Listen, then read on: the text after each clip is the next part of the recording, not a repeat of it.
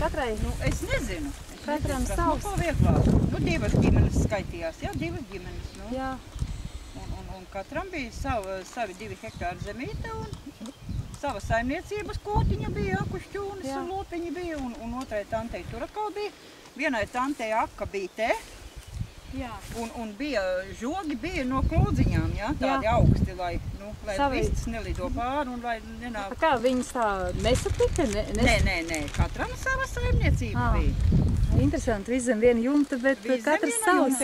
Un te bija šitas ūdens, to lietoja tā saimniecībai, un otrai tantei uz leju dārzam bija avots, jā, tur pa tādu mazu stiepumiņu bija jāiet, tur pat caur dārņiem jāiet, tur bija ceremoņas ūdens.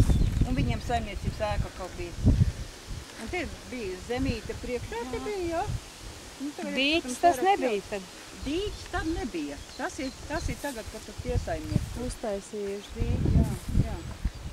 Viņiem maz dīķi te kaut kā. Un te pirtiņa bija, te apmēram tas augstākais kociņš, tur bija pirtiņa. Un te viss apkārt bija ābeļdārs. Jā, bumbieres un plāmes bija. Plūmi. To mājai tikai čukuru redzēja. Jā, un jauna sābele.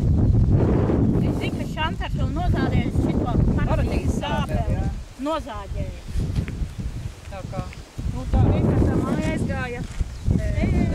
Nebūtībā onkulis nomira, tante aizgāja pie meitas dzīvot, jā.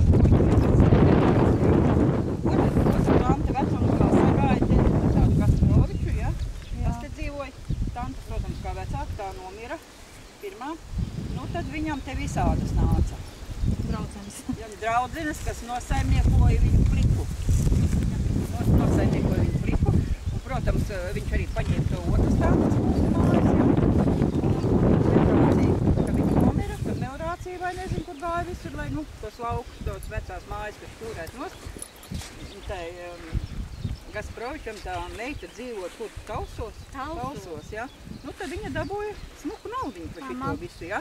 Tā māja, jā, bet te tagad bija pa katru augļu krūmiņu, pa katru augļu kociņu, un tas bija ļoti daudz. Melorācija samaksāja. Protams, liela nauda dabūja.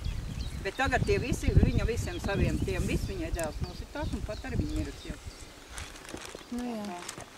Visi tie lieli... Un kas kaimiņos kādas mājas tagad ir? Tur jāiet. Tas ir tur atkal arī tas tādas.